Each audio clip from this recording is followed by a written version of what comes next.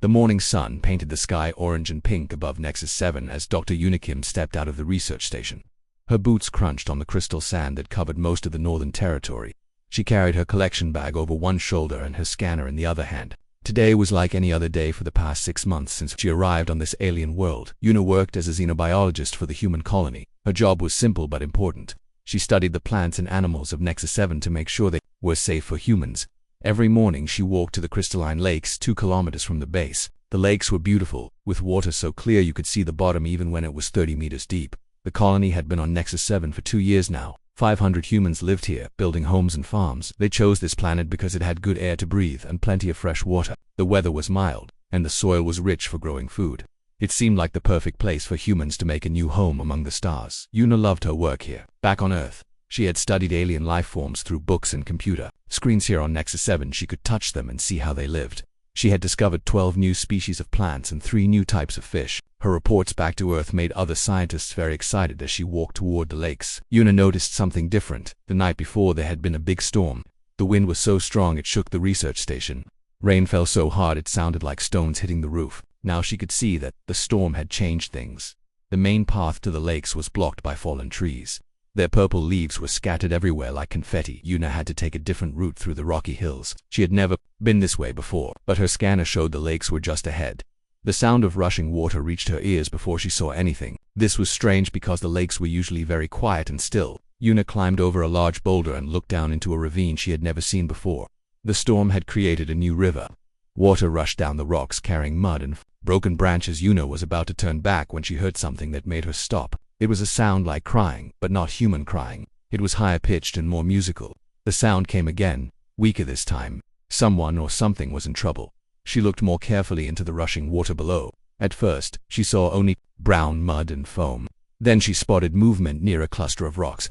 Something small and dark was struggling against the current. It looked like it was trying to climb onto a rock, but the water kept pulling it back. Una activated the zoom function on her scanner to get a better look. What she saw made her heart race. The creature in the water was like nothing in her databases. It had a long neck and 4 legs like a lizard, but its body was covered in scales that reflected the morning light like tiny mirrors. Small wings were folded against its back. Too small for flying, but beautiful to look at. The creature was clearly young and in great danger. Every few seconds, its head would go under the water. Each time it came back up, its movements were weaker. Una realized, with horror, that the little being was drowning. Her training told her to be careful. First contact protocols were very clear. Do not interfere with alien lifeforms unless absolutely necessary. Do not bring unknown species near human settlements. Report all new discoveries immediately to the colony administrators. But Una could not just watch this creature die. She quickly looked around for a way down into the ravine. The sides were steep and slippery from the storm, but she found a path between 2 large rocks. She left her equipment bag at the top and carefully climbed down. The sound of rushing water grew louder with each step. The rocks near the water were wet and dangerous. Una had to move slowly to avoid falling. The creature was about 10 meters downstream from where she reached the water level. She could see it more clearly now. It was beautiful but clearly terrified. Its large eyes looked almost human in their expression of fear and desperation. Una found a long branch that had been washed down by the flood. She lay on her stomach on a flat rock and reached out toward the creature. The first few tries failed. The current was too strong, and the branch was too short. The creature tried to grab the branch with its small claws, but it was too weak. Time was running out. The creature's head stayed underwater longer each time. Una knew she had to act fast. She took off her jacket and boots. The water would be cold, but she had no choice. Without thinking more about the danger, Una slid into the water. The current immediately grabbed her and pulled her downstream. The water was even colder than she expected, and much stronger. For a moment, she thought she had made a terrible mistake, but then she saw the creature right in front of her. It was barely moving now, its eyes starting to close. Una reached out and grabbed it with both hands. The creature was smaller than she thought, about the size of a house cat, but heavier than expected. Now she had to get them both to safety. The current pushed them toward a group of large rocks. Una used all her strength to swim toward the rocks. The creature seemed to understand she was trying to help.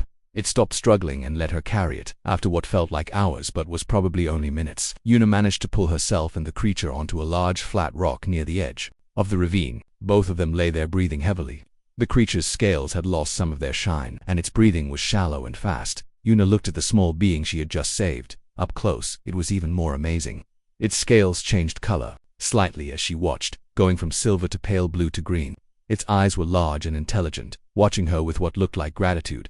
The creature made a soft sound, almost like a cat purring. Then it closed its eyes and seemed to fall asleep. Yuna realized it was exhausted from fighting the water for so long. She also realized she now had a big problem. What was she going to do with this alien creature? She could not leave it here. It was still too weak to survive on its own.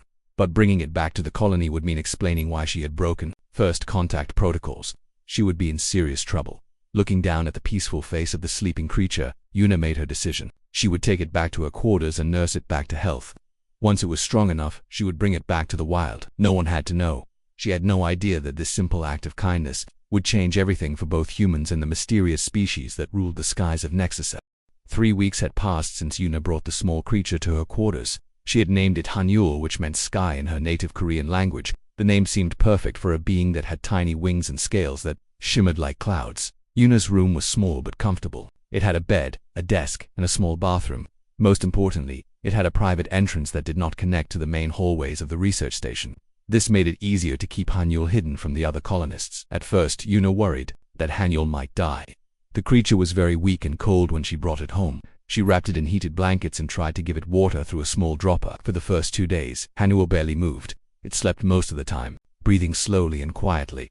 But on the 3rd day, something wonderful happened.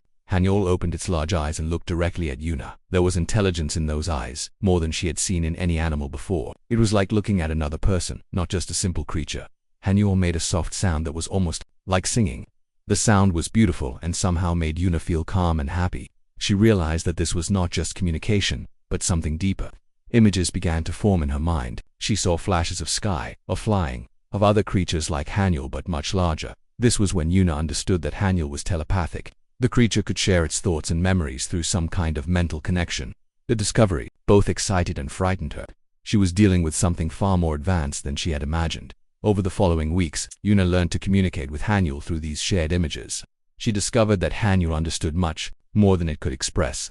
The creature watched her work on her computer and seemed to understand what the symbols on the screen meant. It learned to recognize different sounds and even began to copy some of her words. Feeding Hanyul was a challenge at first. The creature would not eat any of the food Yuna offered. She tried fruits, vegetables, and even some of the local fish she had caught. Nothing worked. Hanyul grew thinner and weaker each day. Then, by accident, Yuna discovered what Hanyul needed. She had been working late one night when her computer screen flickered. There was a small electrical storm outside, and the power was unstable. When the screen flashed with bright light, Hanyul suddenly became very active and excited. Yuna realized that Hanyul fed on electrical energy. She carefully connected a small wire to her computer's power source and held it near Hanyul. The creature touched the wire with its nose, and its scales immediately began to glow brighter. It was like watching a battery being charged. From that night on, Yuna fed Hanyul electricity from her personal power supply. She had to be very careful not to use too much, or other people would notice. She told herself she was just running extra experiments that needed more power. As Hanyul grew stronger, its personality began to show. The creature was curious about everything.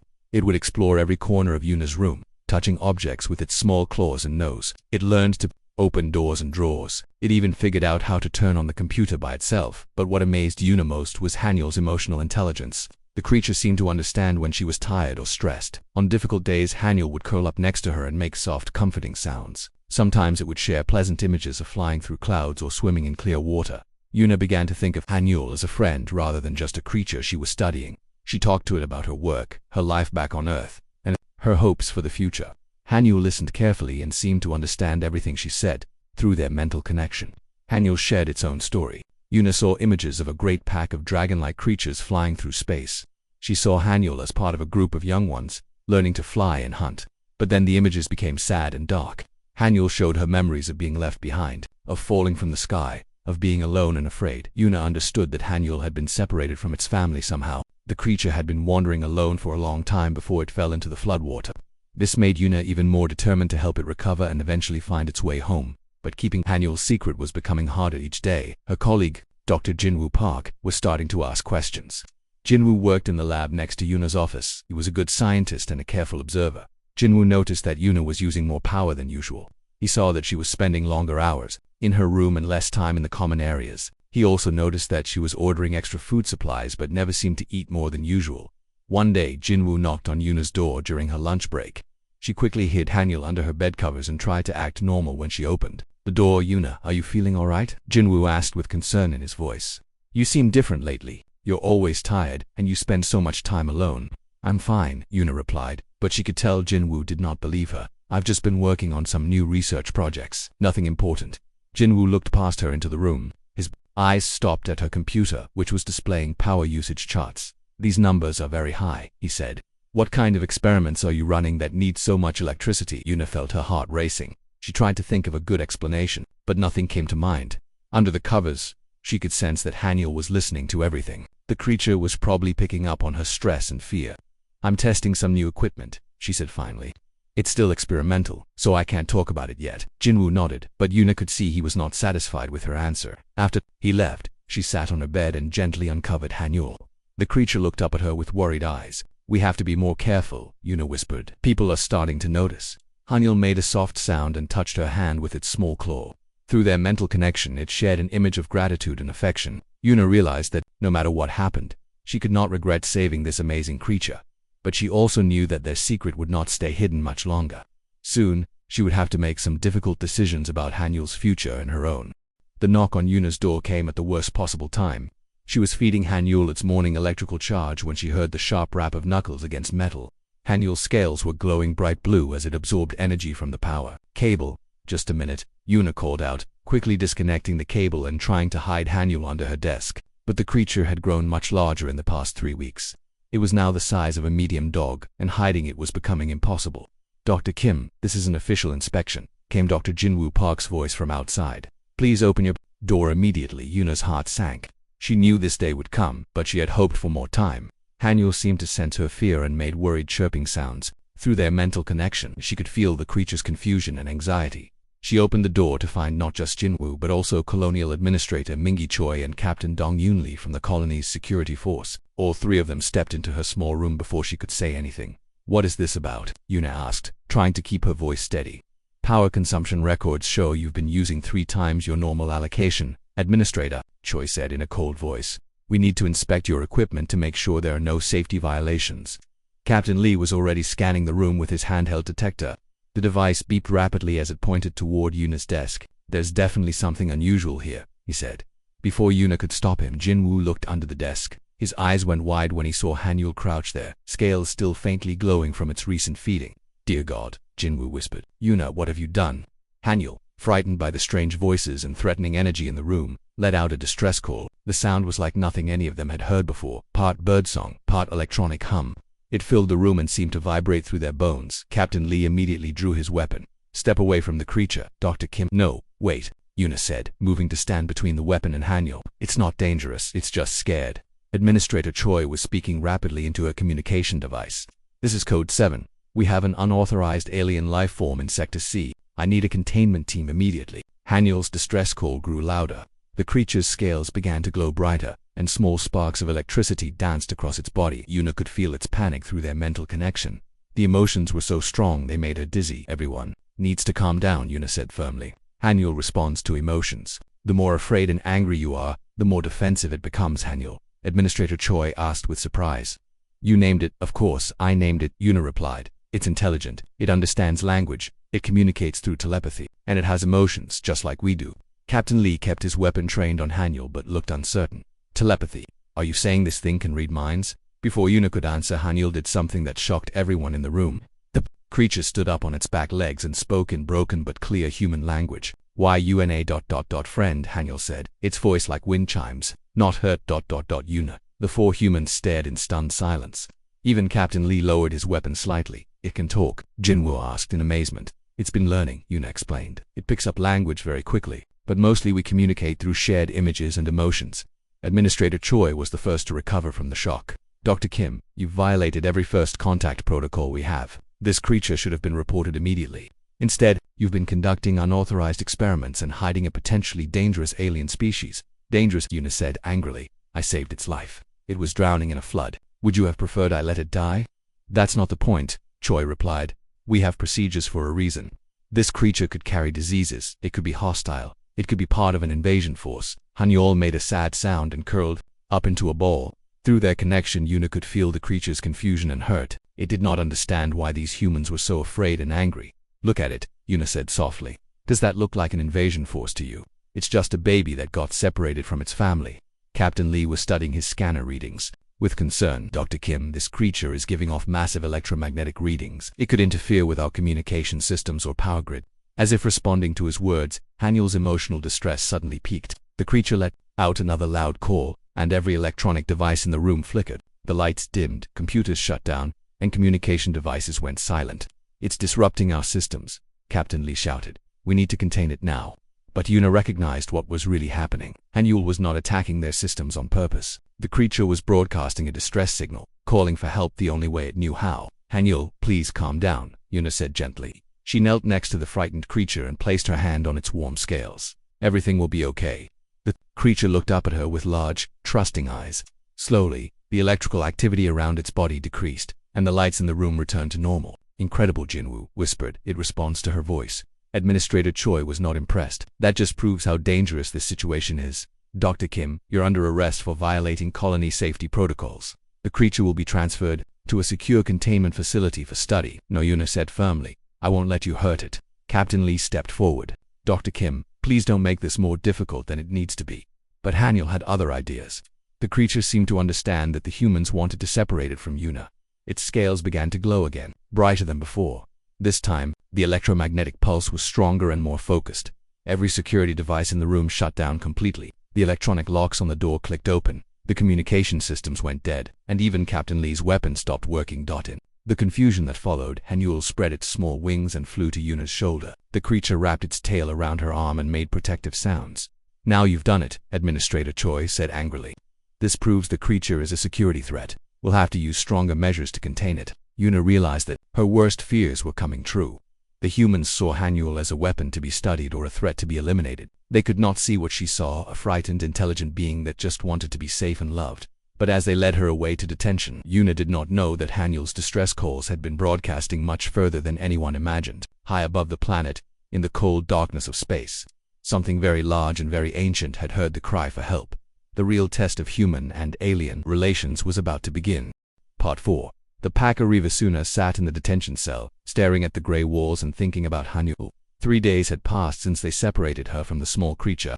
She did not know where they were keeping Haniel or what they were doing to it. The not knowing was the worst part. Captain Dong-Yoon Lee had visited her twice to ask questions about Haniel's abilities and behavior. Yuna answered some questions but refused to give information that might help them hurt the creature. She could tell that Lee was frustrated with her lack of cooperation. "Dr. Kim, you need to understand," Lee had said during his last visit. "This creature has abilities we don't understand. It can control electricity and disable our equipment. We need to know if there are more of them and if they pose a threat to the colony." "Haniel is not a threat," Yuna had replied for the 100th time. "It's a frightened child looking for its family." But Lee did not seem to believe her. None of them did. On the morning of the 4th day, Yuna was awakened by alarms. The detention center's emergency lights were flashing red, and she could hear people running in the hallways outside her cell. Something big was happening. A young security officer ran past her cell, speaking rapidly into his radio. "All units, 2 defensive positions. We have multiple large objects approaching from the upper atmosphere." Yuna's heart began to race. Large objects from space could only mean one thing. Haniel's family had found them. Administrator Minji Choi appeared at Yuna's cell 20 minutes later, her face pale with worry.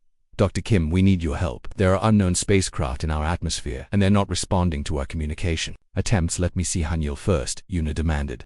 "That's not possible right now," Choi replied. "The creature is in a secure research facility." "Then I can't help you," Yuna said, crossing her arms. Choi looked desperate. "Dr. Kim, please be reasonable. These ships are enormous. Our sensors show they could destroy the entire colony if they wanted to. If you know anything about them, you need to tell us." Before Yuna could answer, the building shook violently. Dust fell from the ceiling, and the lights flickered. Outside, she could hear people shouting and vehicles moving quickly. Captain Lee's voice came over the communication system. "All colonists report to emergency shelters immediately.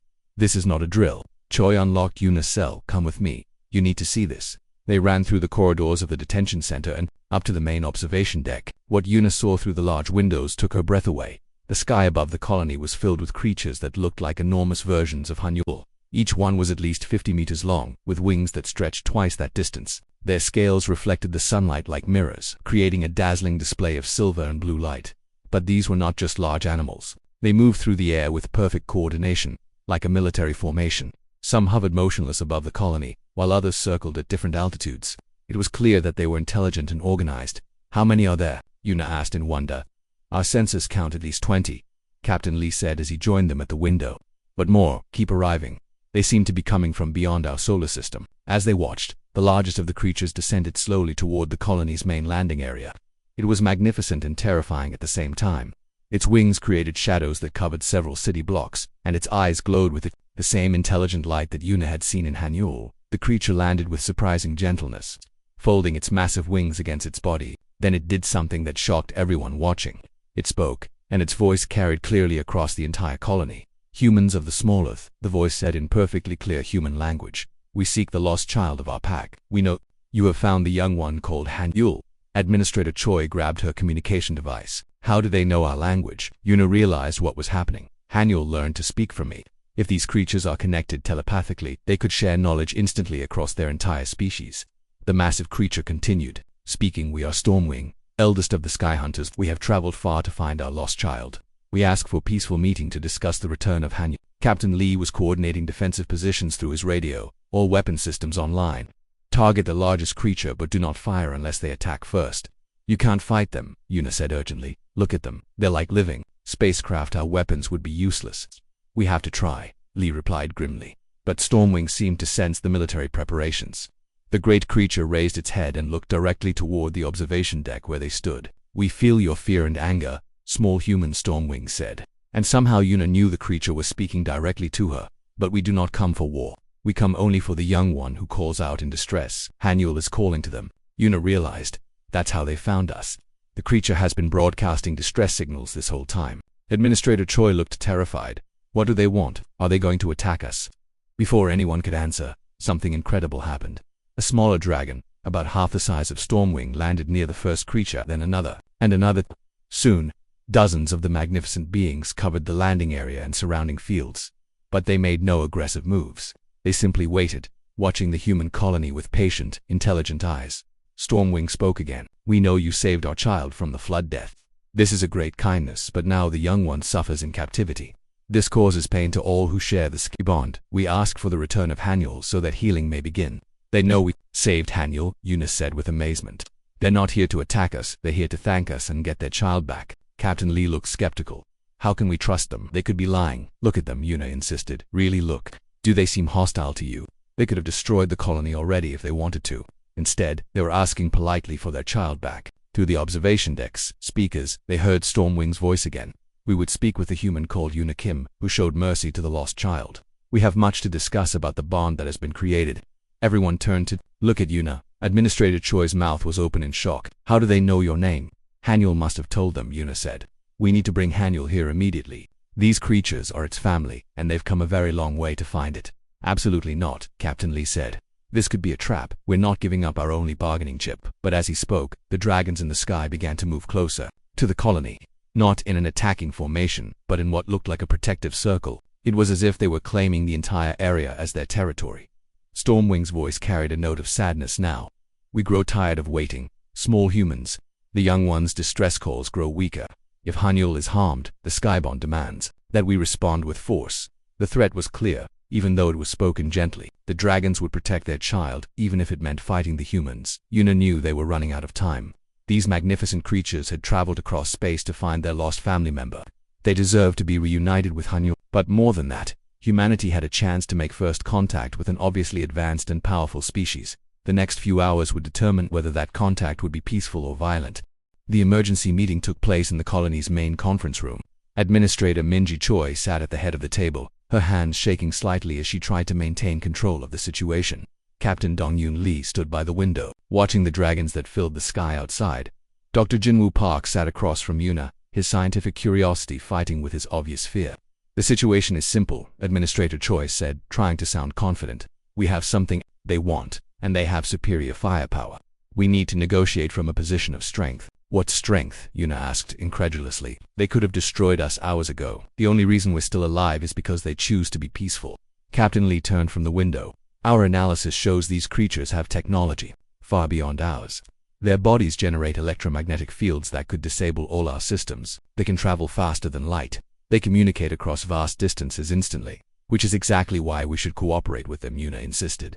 "This is the greatest opportunity in human history. We could learn from them, build relationships with them, or they could conquer us," Choi replied coldly. Before the argument could continue, a soft chime indicated someone was at the conference room door. Dr. Park activated the entry system, and 2 security guards entered carrying a metal container between them.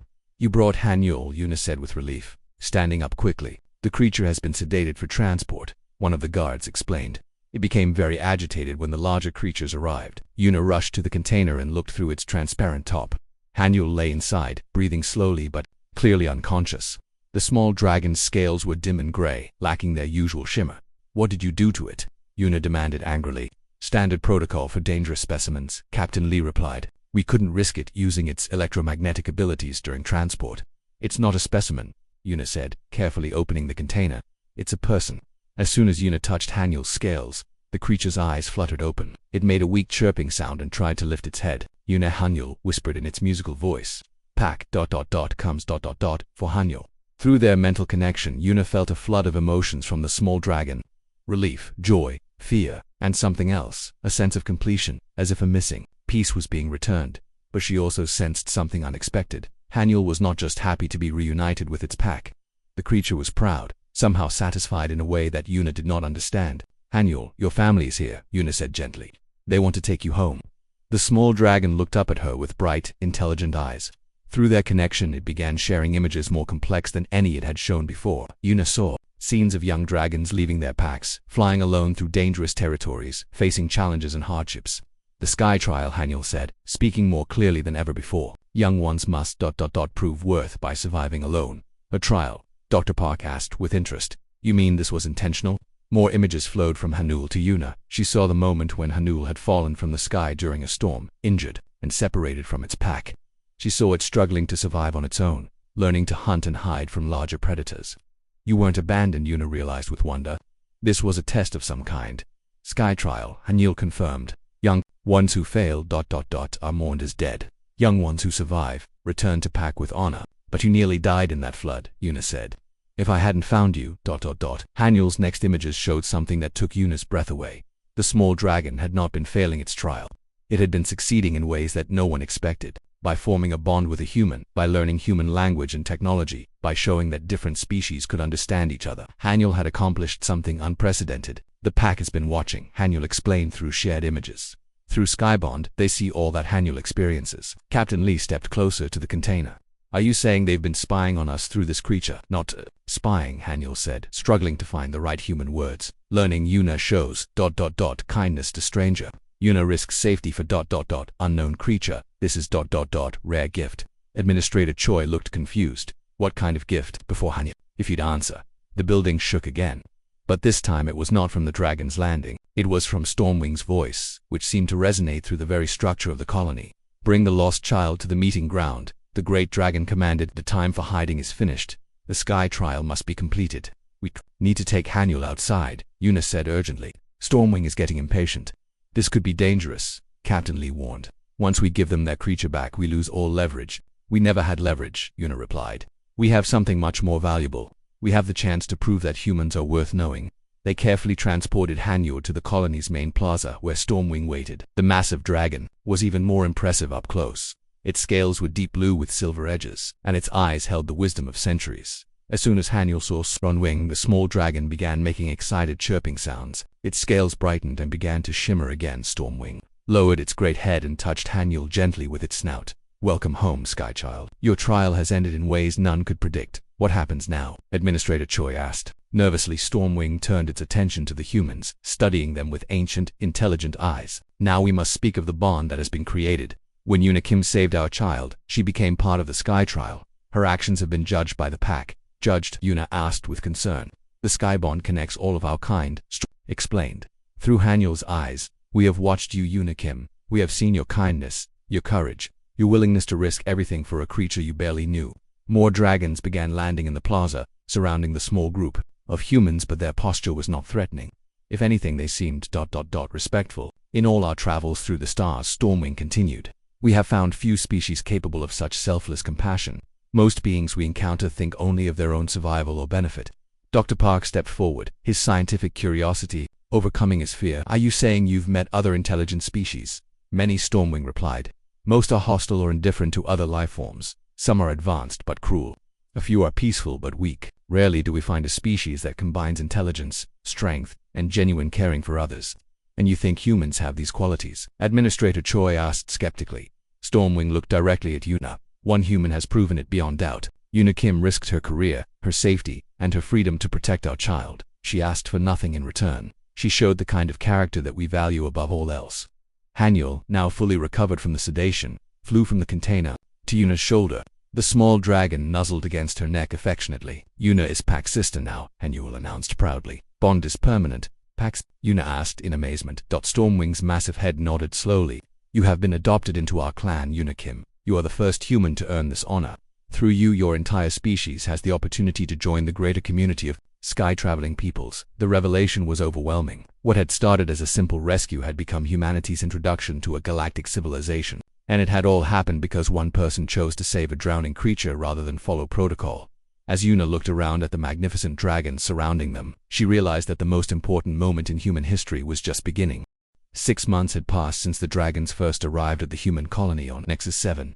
The small settlement had transformed into something unrecognizable. Where once there had been simple prefabricated buildings, now there were structures that seemed to blend human engineering with dragon artistry. Yuna stood on the observation platform of the new Joint Research Center, watching Hanyul practice flying with 3 other young dragons. The small creature had grown considerably and could now fly for hours without tiring, but it still preferred to spend most of its time with Yuna, following her around like a devoted companion. The energy conversion rate is remarkable, Dr. Jinwoo, Park said as he joined Yuna on the platform.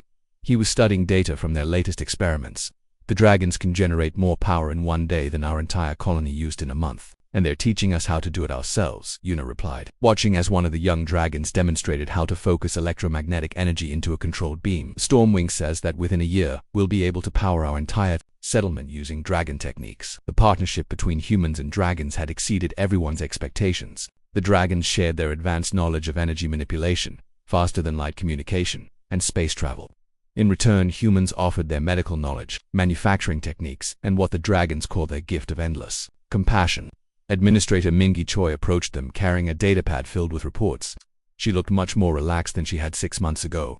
The constant fear of dragon attack had been replaced by excitement about the possibilities. The formal alliance ceremony is scheduled for tomorrow, Choi announced. Representatives from Earth's government will arrive this afternoon to witness the signing. I still can't believe this is really happening, Yuna said with wonder. When I pulled Hanyul out of that flood, I never imagined it would lead to this.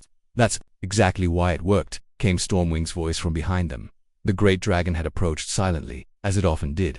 Despite its enormous size, Stormwing could move with surprising grace when it chose to. You acted from the heart, not from calculation, Stormwing continued, settling its massive form on the specially built platform designed to hold dragon visitors. This is why your species shows such promise. Hanyul noticed Stormwing's arrival and flew over immediately, landing on the elder dragon's back with a happy chirp. The sight of the small dragon perched on its massive pack leader never failed to make Yuna smile. Stormwing, may I ask you something? Dr. Park said respectfully. In all your travels, have you really never found another species like humans? The ancient dragon considered the question carefully. We have encountered many intelligent species across the galaxy. Some are more advanced than humans, others less so, but most think only of conquest or profit when they meet other species. What makes humans different? Administrator Choi asked. You have the ability to care for creatures that can offer you nothing in return, Stormwing explained. When Yuna saved Hanyul, she gained no advantage. The creature was small, helpless, and unknown, yet she risked everything to help it. But surely other species show compassion too, Yuna said. Within their own kind. Yes, Stormwing replied. But compassion for strangers, for those who are completely different, is extraordinarily rare. Most species we have met would have left Hanyul to drown or captured it for study. Only humans chose to simply help. A younger dragon landed nearby carrying what looked like a crystalline communication device. It spoke to Stormwing in the musical dragon language, then flew away again. What was that about? Choi asked. News from the outer territories, Stormwing said with satisfaction. 3 more human colonies have requested contact with dragon packs. Word of our alliance is spreading quickly through both our peoples. This was better news than Yuna had dared hope for. When the dragons first arrived, she had worried that the alliance would remain limited to this one colony. But it seemed that both species were eager to expand their relationship. The Galactic Council has also taken notice, Stormwing added. They are curious about the species that earned dragon friendship so quickly. Galactic Council? Dr. Park asked with excitement. A gathering of the oldest and most advanced species in this region of space, Stormwing explained. They meet every few centuries to discuss matters of mutual importance. Your species will be invited to send representatives. The implications were staggering.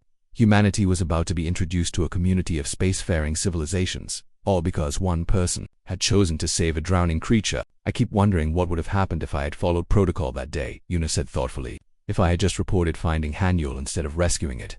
The Sky trial would have ended in failure, Hanyul said, speaking up from its perch on Stormwing's back. And Pack would have mourned Hanyul as dead. No second chances in Sky trial. But humans would have eventually met dragons anyway, wouldn't we? Administrator Choi asked. Stormwing's expression grew serious. Perhaps, but the meeting would have been very different. When we first detected your colony, we came prepared for the possibility of conflict. Many young dragons wanted to test human strength in battle. What changed your minds? Yuna asked. It did, Stormwing replied simply. Through the Sky Bond, we felt every moment of Hanyul's rescue and recovery. We saw your kindness, your patience, your willingness to sacrifice for another being's welfare. This proved that humans were worth knowing as friends rather than testing as enemies. A comfortable silence fell over the group as they watched the young dragons practicing their flying formations. The scene was peaceful and hopeful, a far cry from the tense confrontation 6 months earlier. Tomorrow's ceremony will make our alliance official, Stormwing said eventually. But I want you to know, Unikim, that you will always hold a special place in dragon history. You are the human who proved that your species deserves to fly among the stars. As if summoned by Stormwing's words, Hanyul flew over to Yuna and perched on her shoulder. The small dragon had become much more than a rescued creature. It was living proof that different species could understand and care for each other. There is one more gift we wish to give, Stormwing announced. A traditional dragon thank you for the human who saved our child. You've already given us so much, Yuna protested. The technology, the knowledge, the alliance itself. This is different, Stormwing said with what might have been a smile. This is personal. The great dragon gestured with one wing toward the sky. High above them, a group of adult dragons had formed a perfect circle in the clouds. They began to glow with different colors, blue, green, gold, and silver. The flight of gratitude, Stormwing explained, performed only for those who have earned the eternal friendship of the dragon clans. The dragons in the sky began to move in complex patterns, their glowing bodies creating trails of light against the blue afternoon sky. It was the most beautiful thing Yuna had ever seen. The display went on for several minutes, with the dragons weaving intricate designs that seemed to tell the story of Hanyul's rescue and the alliance that followed. When the display ended, all the dragons landed in the plaza below, one by one. They approached Yuna and touched her gently with their snouts, the dragon equivalent of a handshake or hug. You are Pack sister to all dragons now, Stormwing declared. Wherever you travel in the galaxy, you will be welcome among our kind. As the ceremony concluded and the dragons began to disperse, Yuna found herself thinking about the strange path that had led to this moment. She had come to Nexus 7 as a simple xenobiologist, planning to study alien plants and write research reports. Instead, she had become humanity's first ambassador to a galactic civilization, all because she could not bear to watch a small creature drown. What happens next? She asked Stormwing as the great dragon prepared to leave. Next, your species learns to fly among the stars, Stormwing replied, and the galaxy becomes a larger, more interesting place because humans are part of it. Hanyul nuzzled against Yuna's neck affectionately. Pack sister and Skychild, the small dragon said happily. Together always. As Yuna watched Stormwing take to the sky with powerful beats of its massive wings, she realized that this was not an ending but a beginning. Humanity's greatest adventure was just starting, and it had all begun with a simple act of kindness toward a creature in need. The best discoveries, she thought, were not the ones you planned for. They were the ones that found you when you were brave enough to help a stranger.